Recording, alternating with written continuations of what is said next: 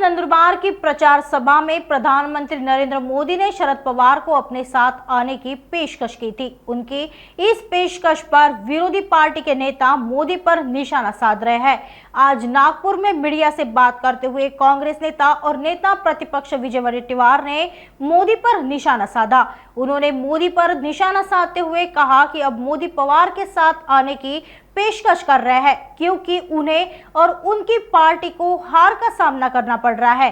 महाराष्ट्र में पराजय होती देख मोदी को अनेक सभाएं लेने के लिए मजबूर होना पड़ रहा है।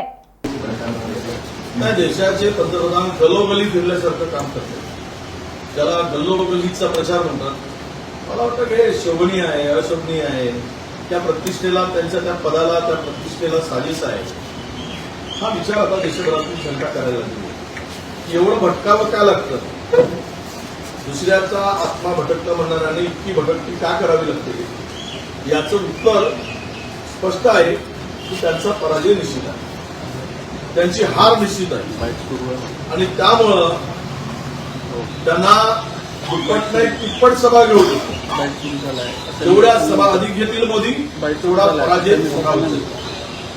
त्यांच्या सभा जेवढ्या जास्त तेवढा पराजय मोठा, हे आता समीकरण झालेलं आहे। कारण जुमलेबाजी, खोटारडेपणाला, बनवा बनवीला लोक आता वैतागले।